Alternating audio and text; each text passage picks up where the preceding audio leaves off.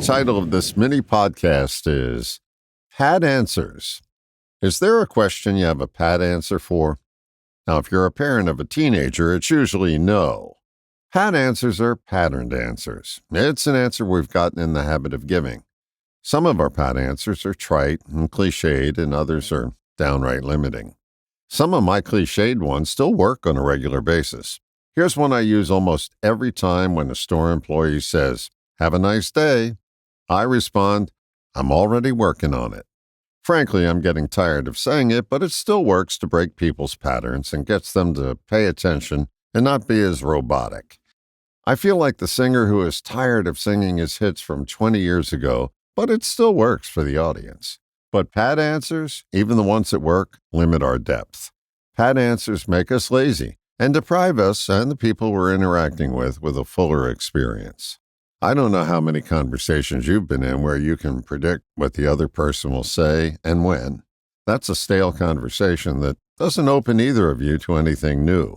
What's the sense of interacting if all the back and forth is predictable? You could just send the other person a script and skip the spoken portion. People deserve your depth, and so do you. If you're just giving them cotton candy again, it won't be satisfying for either of you. Reminds me of a story. Back in my radio days as a program director, it included critiquing the air talent's work. They would bring in a recording of their broadcast, and we would listen together. I heard this one DJ introduce a song the same way on 3 consecutive days. I suggested that they vary the introduction so that listeners get more than their pat introduction. Well, this person didn't take kindly to my suggestion and indignantly said, "There are only so many ways you can handle a 6-second introduction." I responded that I could come up with 20 different introductions right there on the spot. They challenged me to do so, and I did.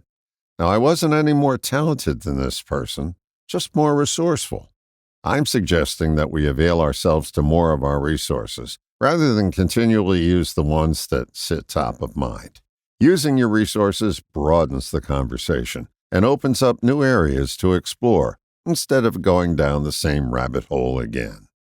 Pat answers do work, and there is a time and a place for them. But if that's all you're using, your interactions will be superficial and unsatisfying. How many responses are there for "Have a nice day"? Become resourceful and find out. In the process, you'll discover more of your depth, and your conversations will be more alive, rather than just another recitation of the Dead Sea Scrolls. All the best, John.